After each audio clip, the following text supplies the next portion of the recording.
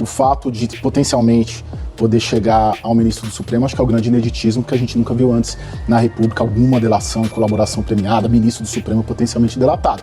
Dessa vez, estaria muito bem detalhada a relação do Vorcaro com um dos 10 atuais ministros do Supremo. Que tem os 129 milhões de motivos para não sair de casa de vergonha, se tivesse vergonha, porque se valeu dos cargos que ocupa para tentar dar proteção e não conseguiu a um bandido que é capaz de ligar para um ministro do Supremo, sob os olhos do procurador-geral, e perguntar qual é a novidade e em seguida deu para bloquear.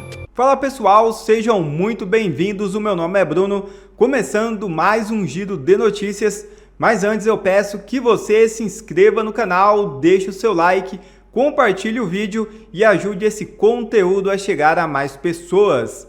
Bora para o vídeo!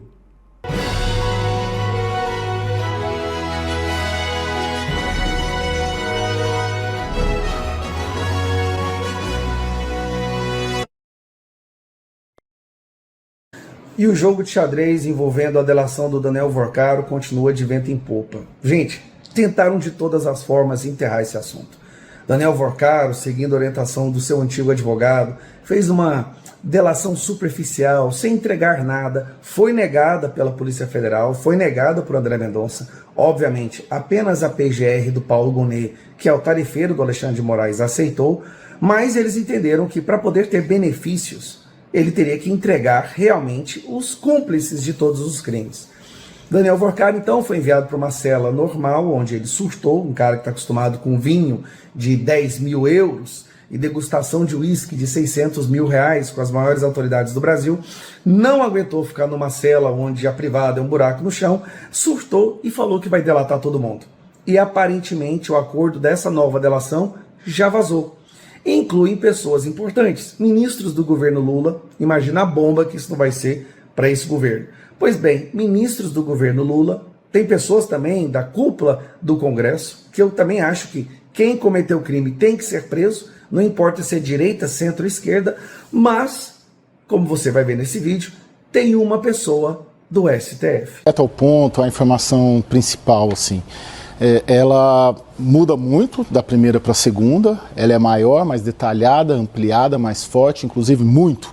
Foi exatamente a palavra que eu ouvi da diferença da primeira para a segunda, atingindo sim os três poderes, né? Atingindo, tem ministro do governo Lula, tem cúpula do Congresso Nacional e teria pelo menos um ministro do Supremo Tribunal Federal, além de lideranças também da oposição, né? Eu acho que olhando todo esse pacote, o fato de potencialmente poder chegar ao ministro do Supremo, acho que é o grande ineditismo que a gente nunca viu antes na República, alguma delação, colaboração premiada, ministro do Supremo potencialmente delatado. Dessa vez, estaria muito bem detalhada a relação do Vorcaro com um dos 10 atuais ministros do Supremo.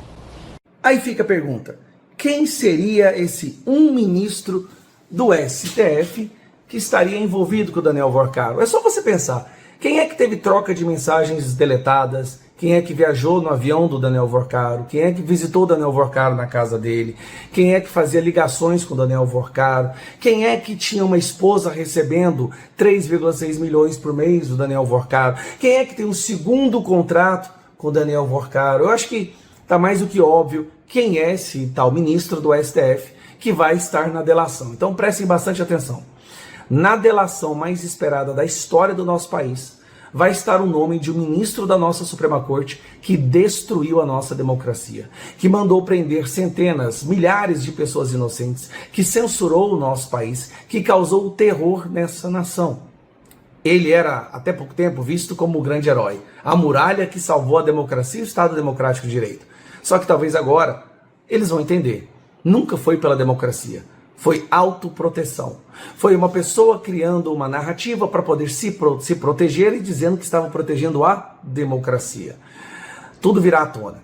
Esta delação do Vorcaro, esta sim, será a peça fundamental para a gente poder colocar o Brasil de volta nos trilhos. E graças ao trabalho da Polícia Federal de verdade e do André Mendonça, esse caso não foi enterrado.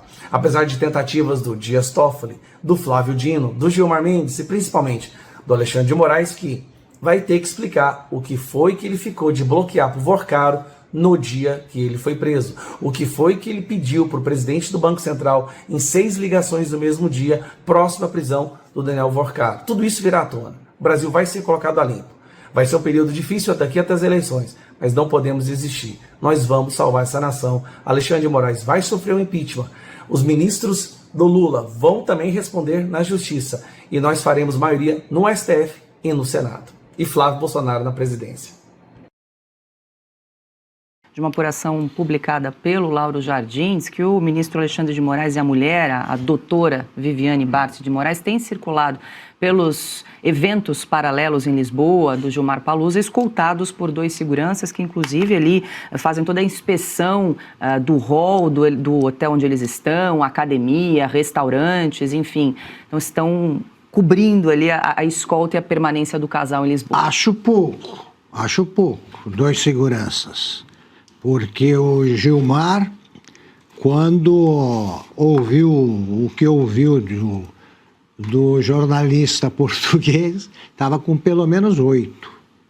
E o Alexandre de Moraes, para frequentar o clube dele, ele usa de 6 a 8, aqui em São Paulo. Eu vejo nisso aí uma festa da versão degenerada do Clube dos Cafajestes. Nos anos 50, 60, anos 50, o Clube dos Cafajestes reunia alguns ricaços do Rio, muito jovens, 20 e poucos, 30 e poucos anos e tal, e eles se divertiam com coisas de gosto duvidoso, mas inofensivas. Exemplo, eles que o Baby Pinhatari, que era um ricaço lá, que estava a fim de se desligar da namorada, que era uma atriz americana, que estava no Copacabana Palace, eles passaram com os carrões lá, dando um go home para ela, para ir embora. Tá? Era uma brincadeira, repito, de gosto duvidoso, mas inofensiva. Esses não valem nada. E a sabugice do procurador-geral não tem limites.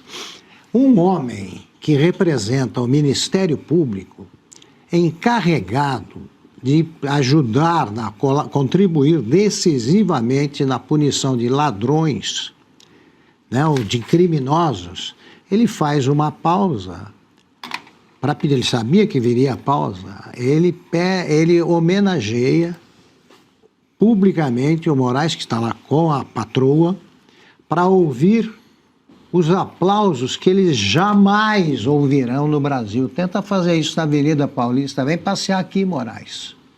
Vem passear para saber o que o povo pensa. Eles estão numa festa sem povo. Eles não saem de lá. Esses 2 seguranças devem acompanhá-los para ver se não são agredidos no elevador, no hall do hotel. Eles não saem por Lisboa, porque podem topar com um grupo de brasileiros, ou com uma dupla, ou com um brasileiro solitário, que vai dizer o que pensa do Moraes. Vai dizer, por exemplo, que os nossos jornalistas não conseguem perguntar o que ele fez do dinheiro, 80 milhões no mínimo, né? Parte do contrato assinado pela dona doutora Viviane, grande advogada, segundo o Gilmar Mendes. Como é que é? Ele usou um adjetivo interessante para qualificar o escritório dela. Muito respeitado, quer dizer isso, muito respeitado em Brasília. Então, ninguém sabe que existe esse escritório especializado em cortes superiores. Só esse tipo de especialização mostra que está tudo bandido, quem está lá dentro. E agora ele faz isso com um homem que tem dos 129 milhões de motivos para não sair de casa de vergonha, se tivesse vergonha, porque se valeu dos cargos que ocupa para tentar dar proteção e não conseguiu a um bandido que é capaz de ligar para um ministro do Supremo, sob os olhos do procurador-geral, e perguntar qual é a novidade e em seguida deu para bloquear? Isso. Então o que se aplaudiu lá foi o empregado do Vorcaro, contratado pela esposa, como ele deve se referir à mulher dele. 18 horas 15 minutos. Marcília sinalizou. Quer complementar, Marcília, rapidamente, para a gente fechar a questão? Eu fico me perguntando assim, esse seguro... Bom, primeiro que o Augusto falou que a patroa, né, é nada mais correto, né? Porque nesse caso é literal, é a patroa mesmo, tanto dinheiro que ela ganha... Ela dá dinheiro para ele. Ela dá dinheiro para ele, é a patroa, literalmente. Agora, esses seguranças, eu acho que é justificável que o Moraes tenha segurança, só que ele devia ter o segurança para proteger os outros do Moraes, né? Os seguranças deviam ser para o público. Proteger a lei, né? Proteger a lei, né? Evitar que o Moraes corrompa a lei, corrompa os outros. Deve ser isso, aí sim, que um segurança seria merecedor de estar nesse evento. Aliás, o assunto hoje pela manhã aqui é a sessão 301. Flávio vai na Itatiaia e diz que pede para Trump, Vance e Rubio não taxar o Brasil. Entretanto, a sessão 301 identifica no Brasil pontos onde uma nova taxação, tarifação, enfim, seja quase que inevitável por conta de condutas de governo e também do próprio Poder Judiciário. O Trump quer taxar o Brasil ou terá que taxar o Brasil em função da 301, PH? Olha, Pitoli, o que a gente pode dizer é que é uma junção de várias coisas, porque as tarifas também estão sendo utilizadas como matéria de pressão política. E o que a gente pode dizer é que nos últimos 5 dias o Donald Trump adotou uma postura. Jogou para o ar tudo que ele conversou para o Lula, as promessas do Lula não avançaram e o Lula acreditou que poderia, de repente, empurrar com a barriga. Tudo isso que eu estou dizendo porque, para ficar claro que a sessão 301, ela tem questões que precisam de fato serem investigadas de concorrência desleal com empresas americanas, e isso faz com que o governo brasileiro ou ele tome atitudes para mudar a sua estrutura e a forma que ele está trabalhando para essa concorrência, ou ele vai ser taxado. Mas a gente também tem que encarar isso da seguinte forma: Donald Trump e Marco Rubio estão declarando guerra contra Luiz Inácio Lula da Silva. Para a gente entender essa questão da sessão 301, por exemplo, Pitoli, nós temos alguns casos que apontam, por exemplo, trabalho análogo à escravidão dentro do Brasil. E isso utilizando justamente infraestrutura chinesa. Pois é, os carros elétricos da BYD, eles foram postos nessa investigação, quando os Estados Unidos, por exemplo, têm interesse de vender carros elétricos no Brasil. Mas eles vão utilizar qual tabela para isso? A tabela de quem está ali dando todos os subsídios corretos para os seus trabalhadores, pagando salários dignos, pagando os impostos certinho. Enquanto os chineses estão importando mão de obra para o Brasil, eles estão utilizando praticamente a escala 7/0 com esses chineses e não seguindo a legislação trabalhista brasileira. Então isso torna a concorrência desleal. E o que o governo americano entende, por exemplo? Peraí, você tá fazendo então com que o meu produto seja mais tarifado do que os chineses. Nós estamos seguindo as suas regras, as suas leis, e vocês ainda assim estão cobrando mais impostos, então vamos fazer diferente. Eu vou aplicar então mais impostos sobre os seus produtos, porque aí a balança ela fica equitativa. Também aí a gente precisa entender, Pitoli, quais seriam os próximos passos de tudo isso, até para saber se esse pedido do senador Flávio Bolsonaro seria atendido ou não. Nós teremos até o dia 1º de julho para o recebimento de comentários públicos sobre a taxação. E isso fica aberto, né, para escrutínio e, inclusive, esses comentários podem ser direcionados ao Congresso americano. No dia 6 de julho de 2026, nós teremos a realização de uma audiência pública formal para debater os impactos da medida.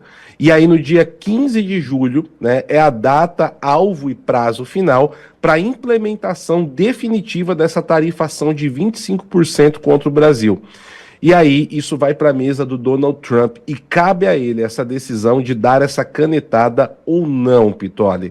Agora, nós temos um outro ponto aqui que é necessário entender no meio de tudo isso. Quando a Suprema Corte derrubou os decretos do Donald Trump sobre a questão das tarifas globais que ele aplicou, ele falou: eu tentei fazer do jeito mais fácil, mas eu tenho outras ferramentas e vou utilizar a seção 301, que talvez vai ser mais punitiva para muitos países. Na época ainda eu falei, acho que o Brasil vai se dar mal nessa. E é o que está vindo por aí, meu caro.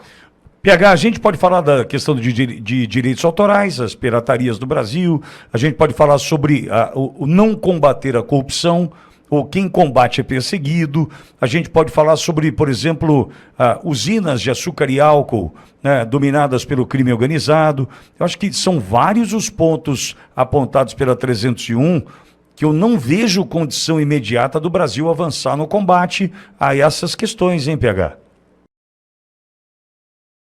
E Pitoli, olha só, todos esses pontos que você disse, vai bater aonde também? Na mesma questão envolvendo a classificação do PCC e do Comando Vermelho como organizações terroristas. Por quê? O que os Estados Unidos querem? Eles querem ter aqui um hemisfério mais limpo e tirar o crime organizado de dentro da estrutura dos seus vizinhos. Por quê? Os seus vizinhos, políticos inclusive, estão utilizando o crime organizado como uma forma de enriquecimento ilícito e que isso prejudica os Estados Unidos da América. Então eles estão utilizando toda a zona de pressão do soft power americano. Você quer ter acesso ao grande mercado americano? Estou pegando as palavras do Trump aqui, obviamente. Você quer investir aqui? Você quer ter direito aos dólares dos Estados Unidos, a nossa economia, a nossa indústria, nossos produtos? Então você também tem que ajudar os Estados Unidos a continuar grande. Ou senão, você vai ficar do outro lado, mas sem acesso a tudo que nós podemos oferecer a vocês. E aí, quem tem material humano, quem tem uma economia forte, mesmo com todos os problemas que a economia americana tem, a projeção do dólar, entre tantos outros pontos, como principalmente o potencial industrial em vários setores, é quem vai dar as regras do jogo, né, Pitoli? Agora, e a história da indicação do embaixador pelo Marco Rubio também vai no mesmo sentido, porque ele vira um cão farejador, guardado o respeito aqui, é claro, né, um farejador para o que o Rubio está tentando combater em toda a América Latina, né, PH? Eu colocarei o perdigueiro, né, para quem, né, o perdigueiro. Olha só, Pitoli, de fato, tá? E é por isso que eu digo que o Donald Trump e o Marco Rubio declararam guerra abertamente ao Luiz Inácio Lula da Silva. Na sexta-feira, tive também, né, com o Silvio Navarro, pude comentar sobre isso. O Lula, ele disse lá no Sergipe que um tal Marco Rubio, que estava de conchavos e planejamentos, né, quando eu fui lá, não apareceu, que era falso. Na verdade, se ele estava conversando com alguém, era com o Papa para, né, ajudar o povo cubano ao invés de dar dinheiro na mão da ditadura. E isso pega mal. Acho que o Lula não percebeu que o mundo hoje é diferente de 2002, meus caros. Faz 25 anos quando ele ganhou a primeira eleição e ele está numa rotação antiga ainda das declarações públicas dele. E aí o que nós tivemos? Uma nova rodada estratégica dos Estados Unidos, que não é só no Brasil, tá? E isso daqui, percebam, meus amigos, é uma estratégia de relações internacionais, porque a Colômbia também estava sem embaixador já há um bom tempo. E agora o Donald Trump, no mesmo dia, indica ele, o Marco Rubio ali, um embaixador para o Brasil e um embaixador para a Colômbia. E ele faz isso no Brasil logo depois de dar ali a definição, as sanções em cima do PCC e do Comando Vermelho, e na Colômbia logo depois de De La Espriella vencer o primeiro turno. Então isso também está sendo utilizado como uma zona de pressão política.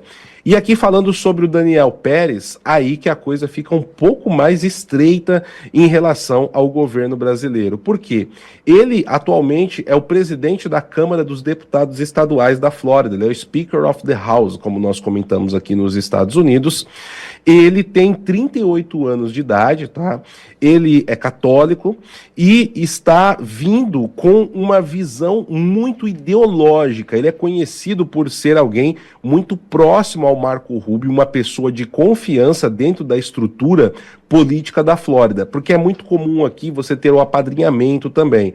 Então o Rubio, talvez ele e o Ron DeSantis, que é o governador, são os dois maiores políticos, os políticos com mais peso do estado da Flórida, que hoje é um estado amplamente republicano. E o Daniel Pérez é alguém de muita confiança e um apadrinhado do Rubio dentro do Congresso floridiano. E isso, então, é um upgrade na carreira dele. Ele está deixando a carreira de parlamentar, está se afastando para ir para o Brasil ser esse embaixador. E o perfil dele, tá? Além de tudo, ele é formado em direito. E o Brasil está ali em grandes embates com o governo americano e com a justiça americana sobre a estrutura do direito e abusos que estão acontecendo nessa área. Então eles estão mandando um republicano feroz, marco-rubista e operador do direito. Então veja só o que nós temos aí. É uma guerra de pressão que o governo Trump está fazendo. Em 5 dias, então, recapitulando. PCC e Comando Vermelho terroristas, pressão sobre a seção 301 e um embaixador que vai vir com muita força para o Brasil. Agora, é saber se o Lula vai tomar a decisão aí de negar as credenciais do embaixador ou não, o que pode piorar ainda mais a relação entre os dois governos. E imaginar o seguinte, é um embaixador que vem para cá com o conhecimento que tem e vai perguntar quem é que foi que colocou o Elon Musk naquele inquérito? Quem é que tá, hein, PH? Você imagina um cidadão que conhece o mínimo do direito, vem na condição de embaixador e vai tentar entender o que acontece aqui do ponto de vista do Poder Judiciário. Ele vai... O relato que fará o Marco Rubio, né, embora o Rubio já saiba de tudo, deve ser ainda mais assustador, porque a verdade está aqui, salta aos olhos, né? Pois é, e Pitoli, aí a gente vê como tem aquele ditado, né? Quando o seu adversário ou o seu inimigo está errando, deixa que ele continue errando, né? Mas vamos aqui, ó, vamos falar baixinho para ninguém ouvir, tá, Pitoli? Baixinho. Mas ninguém tá ouvindo, não, só nós dois, PH. Só nós dois aqui, baixinho. Mas o Lula é burro, né? Ele vai cutucar o Marco Rubio, meu amigo. Na hora que ele falou aquilo na sexta-feira, eu falei, não, Lula, não é assim. Vai dar ruim isso. Olha, a resposta veio a cavalo, viu? No dia útil seguinte, já veio aí a resposta, que foi ontem, né? Olha, Lula, eu acho que você tem que parar um pouco, porque o Brasil pode se prejudicar, né? Politicamente até é bom, mas o Brasil pode se prejudicar. Eu defendo a ideia dele dormir com o microfone na mão. Eu defendo a ideia. não perder tempo, aproveitar todas as oportunidades para ouvir o Lula. Maioria dos brasileiros aprova decisão dos Estados Unidos de classificar PCC e CV como terroristas, diz pesquisa. Pesquisa Atlas Intel, divulgada nesta quarta-feira 4, mostra que a maioria dos brasileiros apoia a decisão dos Estados Unidos de classificar o primeiro comando da capital e o Comando Vermelho como organizações terroristas. Segundo o levantamento, 53,1% aprovam a medida, enquanto 44,7% desaprovam. Outros 2,2% não souberam responder. O resultado reforça dados divulgados mais cedo pelo portal 360. A pesquisa mostrou que 53% dos entrevistados consideraram a decisão norte-americana positiva para o Brasil, contra 33% que avaliam de forma negativa. Outros 14% não opinaram. Apesar da aprovação majoritária, os brasileiros se dividem quando o assunto é o impacto da medida sobre a soberania nacional. Para 47,7% dos entrevistados, a classificação das facções como organizações terroristas representa um risco à soberania brasileira por abrir margem para interferência estrangeira em assuntos internos do país. Já 44,7% consideram a iniciativa uma medida necessária para fortalecer o combate ao crime organizado. Outros 7,3% avaliam que a decisão tem caráter apenas simbólico e tende a produzir poucos efeitos práticos. A pesquisa também mediu o potencial impacto político da decisão dos Estados Unidos. Segundo o levantamento, 50,8% afirmam que votariam com mais facilidade em um candidato que apoie classificação do PCC e do Comando Vermelho como organizações terroristas. Por outro lado, 33,6% disseram que teriam preferência por candidatos contrários à medida. Para 15,7%, a posição sobre o tema não influencia a escolha do voto. Os entrevistados também foram indagados sobre uma eventual decisão semelhante por parte do governo brasileiro. A proposta recebeu apoio de 55,9% dos participantes da pesquisa. Outros 40,8% se declararam contrários à classificação das facções como organizações terroristas pelo próprio Brasil. Já 3,2% não souberam responder. A Atlas Intel entrevistou 1.273 brasileiros entre 30 de maio e 3 de junho. A margem de erro é de 3 pontos percentuais e o nível de confiança é de 95%.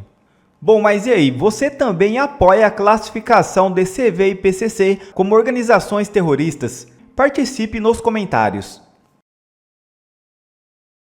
Obrigado a você que assistiu esse vídeo até aqui, deixe o seu comentário e não se esqueça de se inscrever no canal e deixar o seu like. Até a próxima!